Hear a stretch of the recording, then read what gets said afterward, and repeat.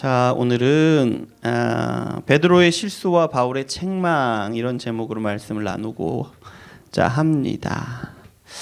그 로마 제국 이전에 알렉산더 대왕이 그 거대한 제국을 건설하죠. 알렉산더 대왕이 이렇게 정복한 그 땅들이 나중에 이제 로마의 그 이제 땅들이 되고 또 거기서 넓혀가서 로마의 식민지들이 되죠.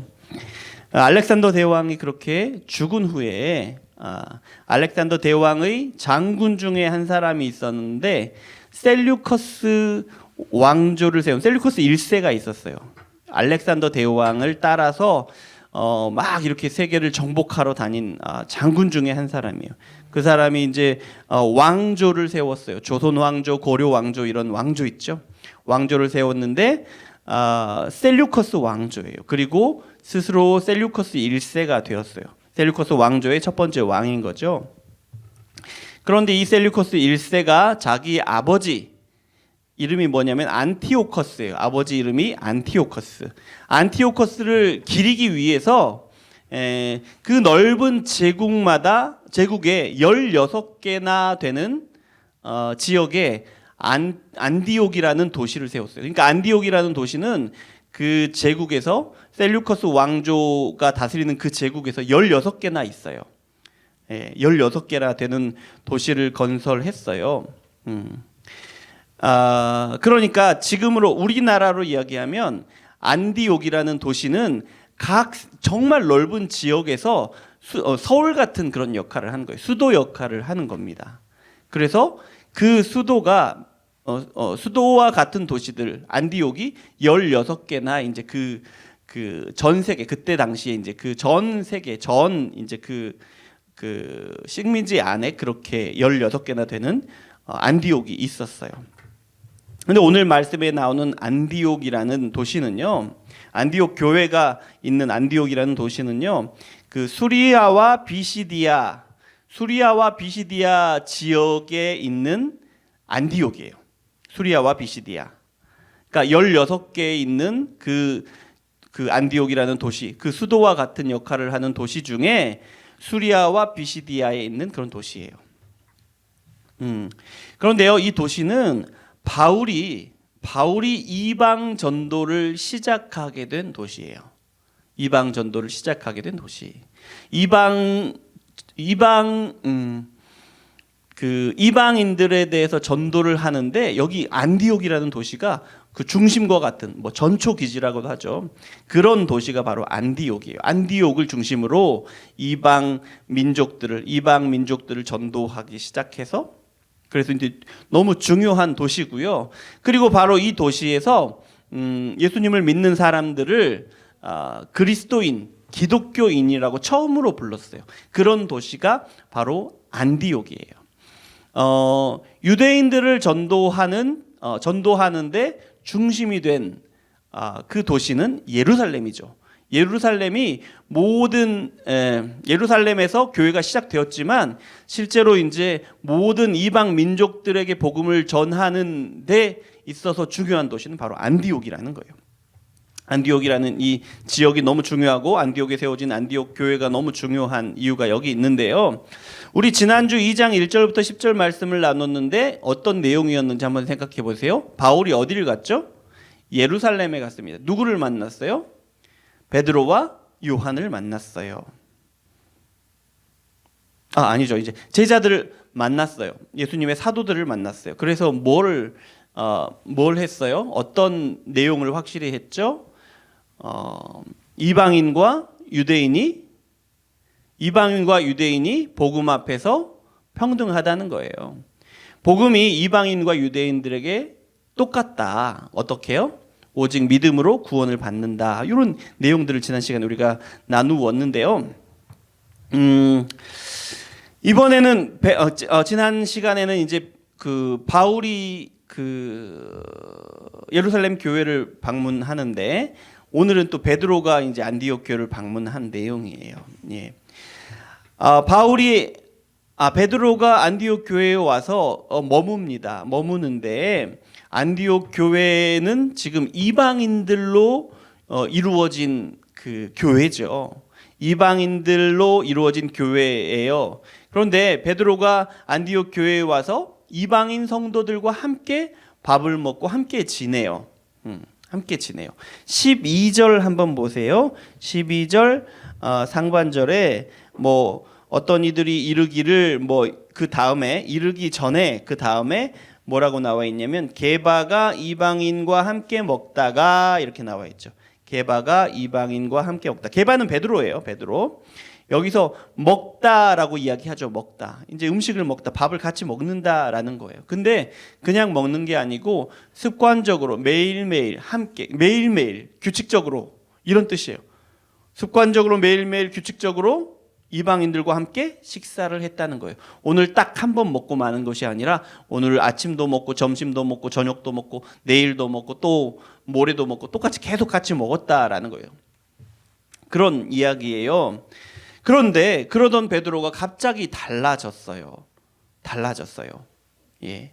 예루살렘 교회에서 야고보가 보낸 사람들이 왔다라는 소식을 들을 때, 그 사람들이 왔을 때에 베드로가 갑자기 변했는데 어떻게 변했냐면 이방인들과 함께 갑자기 밥을 안 먹는 거예요. 밥 먹는 자리에서 떠나는 거예요. 갑자기. 예루살렘에서 야고보가 보낸 사람들이 왔을 때 그 사람들을 보고 베드로가 조용히 이렇게 그 자리를 떠나는 거예요. 자, 그러면 여기 예루살렘 교회에서 온 이 사람들은 누굴까요? 누가 왔어요? 12절 앞부분을 한번 보세요. 야고보에게서 온 어떤 이들이, 야고보에게서 온 어떤 이들이. 여기 야고보는 그 요한의 형제 야고보가 아니고 누구예요? 예수님의 형제예요. 그리고 예루살렘 교회의 장로예요. 대표 격이에요. 근데 사람들이 왔는데, 유대인들이 왔는데 예루살렘 교회로부터 야고보가 보내서 온 사람들이라는 거예요. 근데 사실은 이 사람들이 야고보가 보내서 온 사람들은 아니에요. 사도행전 15장을 보면 야고보는 이 사람들을 보내지 않았다고 이야기를 해요. 그러니까 이 사람들은 누구냐면 예루살렘 교회가, 야고보 장로가 보내서 예루살렘 교회로부터 온 사람들이라고 사칭하는, 그러니까 거짓말을 하는 사람들이에요. 그런 유대인 거짓 교사들이에요. 거짓말로 야고보 장로가 보내서 왔습니다라고 말하고 다니면서 예루살렘 교회의 그 권위로 거짓 복음을 전하는 사람들이라는 거예요. 우리가 지난 시간을 이렇게 떠올려 보면 이 사람들이 주장하는 게 뭐였어요? 구원을 받는데 어떻게 구원을 받는다 그랬어요? 할례를 받아야 된다 그랬어요. 또 뭘 해야 된다 그랬죠? 모세의 율법을 지켜야 한다고 주장하는 사람들이에요. 이방인은, 유대인들은 당연히 할례를 받았고 모세의 율법을 지키고 있으니까 유대인들은 믿음으로 구원을 받을 수 있어요. 그런데 유대인이 아닌 이방인들은 뭘 해야 된다고요? 할례도 받아야 되고 모세의 율법도 받아야 돼요. 그래야 믿음으로 구원을 받을 수 있다라는 거예요. 이렇게 주장하는 사람들이에요. 그런 사람들이 왔을 때 베드로가 이제 조용히 그 자리를, 식사 자리를 떠나가고 있단 말이에요.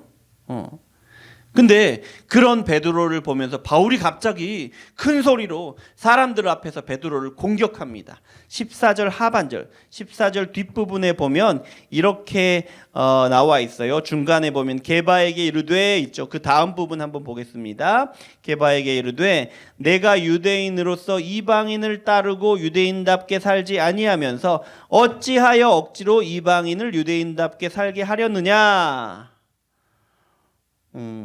지금 이게 바울이 사람들 앞에서 베드로에게 큰 소리로 꾸짖고 있는 거예요. 베드로를 공격하고 있는 거예요. 큰 소리로 사람들 앞에서.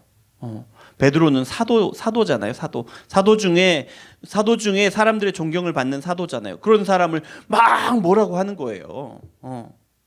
왜 그럴까요? 왜 사람들 앞에서 그렇게 큰 소리로 사도 베드로를 그렇게 막 뭐라고 할까요? 꾸짖을까요? 왜 그러냐면 14절 첫 번째 부분 한번 보세요. 첫 번째 부분 보는데 그러므로 나는부터 읽으면 나는 그들이 복음의 진리를 따라 바르게 행하지 아니함을 보고 모든 자 앞에서 게바에게 이르되. 바울이 베드로를 막 큰 소리로 사람들 앞에서 공격을 하는데 왜 바울이 그렇게 공격을 하냐면 그들이 복음의 진리를 따라 바르게 행하지 않더라라는 거예요. 그들이 누구냐면 13절 한번 보세요. 남은 유대인들도 그와 같이 외식함으로 바나바도 그들의 외식에 유혹이 되었느니라.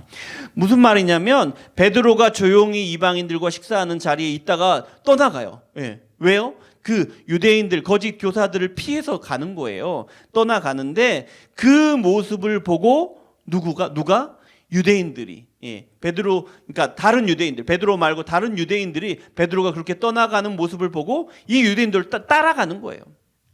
따라서 그 자리를 떠나려고 하는 거예요. 그런데 그 유대인들 중에는 유대인들에게 존경받는 바나바라는 유대인도 있었던 거예요. 이 바나바는 누구냐면 바울과 함께 전도 여행을 같이 다녔던 사람이에요. 그러니까 바울이 지금 베드로를 꾸짖고 있는데 지금 바울과 함께 여행한 그 존경받는 유대인조차도 베드로가 그렇게 하니까 따라하고 있더라는 거예요.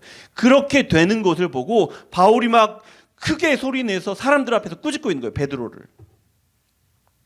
꾸짖고 있는 거예요. 이게 도대체 무슨 일이냐 이거죠. 사도 베드로가 그렇게 영향력 있는 사람인데 사도 베드로가 이방인과 식사하는 자리를 떠나니까 사람들이 그것을 따라하니까 그것을 보고 이렇게 바울이 사도 베드로를 혼내는 거예요. 꾸짖고 있는 거예요.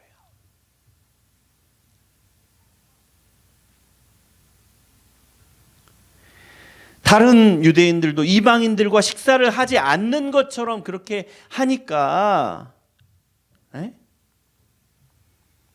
꾸짖고 있는 거예요. 근데 보세요. 아니 그럴 수도 있죠. 뭐 이방인들과 식사를 안 한 것처럼 그렇게 할 수도 있죠. 피할 수도 있죠. 뭐 그게 대단한 일입니까? 이렇게 생각할 수도 있는데요.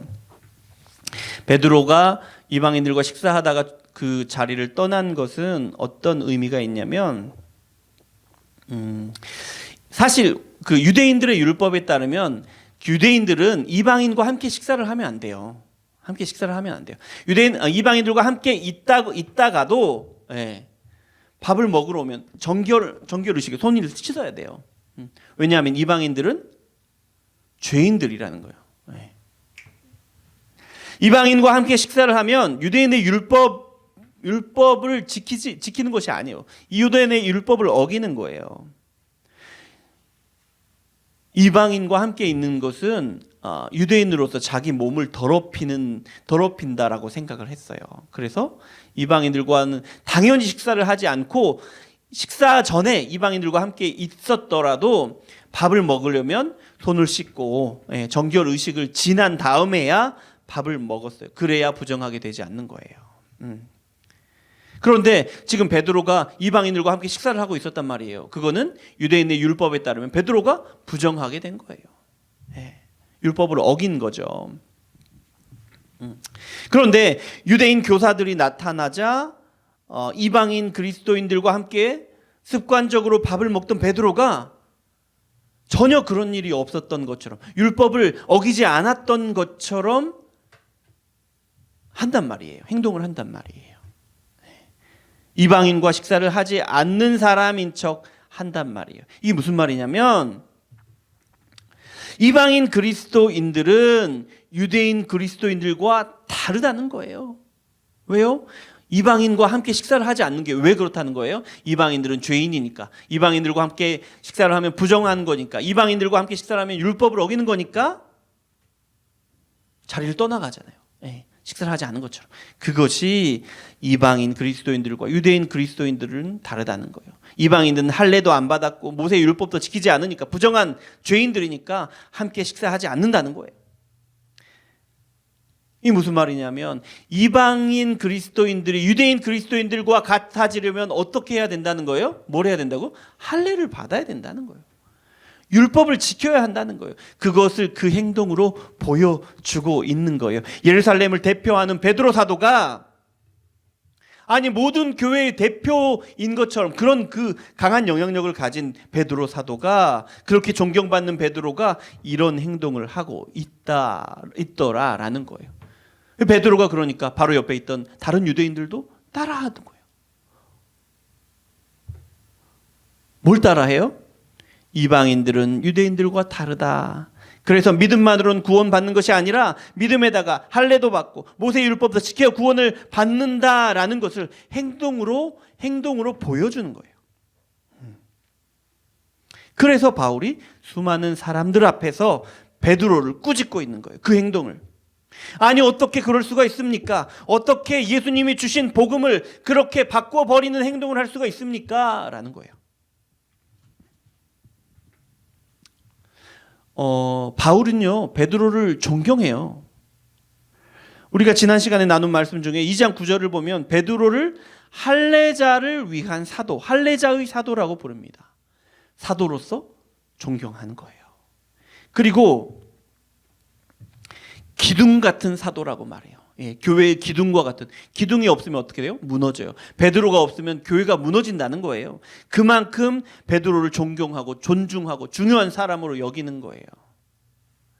그래서 바울이 지금 베드로를 공격하는 것이 베드로를 중요하게 여기지 않아서 존경하지 않아서 그런 게 절대 아니에요. 베드로를 창피하게 만들려고 그렇게 공격하는 게 아니에요. 그러면 왜 그런가요? 이런 목적이 아니라면 바울은 왜 사람들 앞에서 그렇게 큰 소리로 베드로를 공격하는 거예요? 왜냐하면 베드로가 흔들어버린 복음을 다시 견고하게 세우려고 하는 거예요. 베드로가 이방인과 식사를 하지 않는 것처럼 한 그 행동은 유대인이 이방인과 다르다. 이방인이 유대인과 다르다. 유대인은 믿음으로만 구원을 받지만 이방인은 구원을 받기 위해서는 할례도 받고 율법에 순종도 해야 구원을 받는다라고 그 행동이 말하고 있으니까요. 설사 일부러 복음을 무너뜨리려고 그렇게 행동한 것은 아니지만 결국 그 행동이 복음을 이상하게 다르게 만들어버린 결과가 되었으니까 그렇게 영향력이 강한 베드로가 많은 사람들 앞에서 복음을 흔들어버린 꼴이 되었으니까요. 그래서 바울이 많은 사람들 앞에서 베드로의 그 잘못된 행동을 꾸짖고 있는 거예요. 그래서 뭘 말하고 있는 겁니까? 이방인이나 유대인에게나 복음은 똑같습니다. 어떻게 해요? 오직 믿음으로 구원을 받는다는 거예요. 16절에 그 내용이 나와 있는데요. 제가 읽어드리겠습니다. 다시 한번 같이 읽으면 좋을 것 같아요. 사람이 의롭게 되는 것은 율법의 행위로 말미암음이 아니요 오직 예수 그리스도를 믿음으로 말미암는 줄 알므로 우리도 그리스도 예수를 믿나니 이는 우리가 율법의 행위로서가 아니고 그리스도를 믿음으로써 의롭다함을 얻으려 함이라. 율법의 행위로서는 의롭다함을 얻을 육체가 없느니라. 무슨 말입니까? 오직 믿음으로 의롭게 된다는 거예요. 율법의 행위, 그러니까 할례나 모세의 율법을 지키는 것으로는 유대인이 아니라 그 누구라도 의롭게 될 수 없다는 거예요. 그래서 이방인들도 유대인들과 똑같이 오직 믿음으로만 의롭게 된다는 거예요. 네, 그런 말씀이에요. 말씀을 마무리하려고 합니다. 바울은 베드로의 잘못된 행동을 사람들 앞에서 꾸짖어요. 베드로를 부끄럽게 만드는 것이 목적이 아니었어요. 베드로의 행동으로 사람들이 복음을 오해하지 않게 하기 위해서, 오해한 복음을 다시 고쳐놓기 위해서 그렇게 한 거예요. 그 결과로 어떻게 되었어요? 복음은 지켜졌습니다. 나중에 예루살렘 공의회에서, 그러니까 예루살렘 교회에서 그 교회 지도자들이 모였어요. 그래서 이것을 인정해요. 공포해요. 이방인에게나 유대인에게나 복음은 동일합니다. 오직 믿음으로만 구원을 얻습니다. 라고 선포를 해요. 지금 베드로가 바울이 공격을 받아서 너무 부끄러운 그런 상황에 처했어요. 그런데 이 일이 있었기 때문에 나중에 예루살렘에서 다시 이제 다 모여서 교회의 대표들이 모여서 이방인이나 유대인이나 오직 믿음으로 구원을 받습니다. 할례나 율법을 지키는 것이나 이런 행위가 필요한 것이 아니라 오직 믿음만으로 구원을 받습니다 라는 것을 모든 교회 앞에서 선포를 해요. 그래서 그 결과로 어떻게 되었어요? 우리도 예수님을 믿는 것만으로, 다른 어떤 행동이나 어떤 조건이 아니라 오직 예수님만 믿는 것만으로 구원을 얻게 되었다는 거예요. 오늘 말씀을 통해 우리는 정말 중요한 교훈을 얻습니다. 뭐냐? 복음을 정말 조금이라도 바꾸어서는 안 된다는 거예요.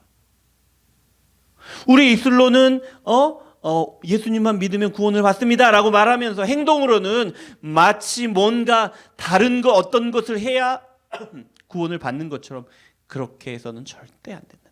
우리의 말이나 우리의 행동이나 정말로 예수님을 믿으면 구원을 받는다라는 것을 그렇게 보여주어야 한다는 거예요. 그리고 또 한 가지, 복음 앞에서 이방인과 유대인이 다를 수 없다라고 했듯이 모든 사람들이 복음 앞에서 동일하다. 오직 믿음으로 구원을 얻는다라는 거예요. 우리가 이제 교회 다니다 보면 조금 더 잘 배우고 조금 더 잘 살고 조금 더 교양 있고 이런 사람들이 더 존중받는 그런 상황을 좀 만나게 될 때가 있어요. 그리고 마치 조금 덜 가지고 있는, 이런 것들을 덜 가지고 있는 사람들은 덜 존중받는 그런 상황을 보게 되는데, 어느 순간에 보면 마치 이렇게 뭔가 좀 더 갖춰져야 교회 안에서도 대접을 받고 뭔가 그런 사람이 더 구원과 가까운 것 같은 그런 느낌을 받을 때가 있는데, 이렇게 되어서는 안 된다라는 거예요. 또요, 교회 가운데 열심을 부리는 분들이 계셔요. 중요합니다. 말씀을 붙들고 열심히 살아내려는 건 너무 중요합니다만은 어느 순간 내가 열심히 이렇게 하다 보면 그 기준이 다른 사람들을 판단하는 기준이 되는데, 저 사람은 저렇게 하는, 나처럼 안 하는 걸 보니까 저 사람은 아직 구원을 받지 않은 사람이 아닌가? 이런 생각을 조금이라도 하게 될 때가 그럴 수가 있다는 거예요. 절대 그렇지 않다. 오직 믿음만으로 구원을 받는다. 기억해야 합니다. 절대 우리의 말이나 어떤 우리의 행동으로 믿음 이외에 다른 어떤 것이 구원받는 데 필요한 것처럼 그렇게 말하고 행동해서는 절대로 되지 않는다. 또 한 가지, 누구라도 이 사실, 이 복음을 조금이라도 바꾸려고 하는 사람이 있다면 바울처럼 싸워야 한다는 겁니다. 왜요? 그 사람 싸워서 어떻게 해요? 그렇게 말하는 사람, 그렇게 행동하는 사람 부끄럽게 만들려고요? 그것이 목적이 아니에요. 혹시라도 행여라도 복음이 흔들릴 수 있는 상황이 만들지 말자는 거예요. 혹시라도 복음을 흔드는 그것을 막자는 거예요. 싸워서 복음을 지켜내자라는 겁니다. 그것이 우리가 복음을 듣고 오직 믿음만으로 구원을 받은, 은혜로 구원을 얻은 우리가 해야 할 일이라는 거죠. 이 사실을 기억하시고 우리 말로도 행동으로도 복음을 지켜나가는 저와 여러분이 되시길 소망합니다.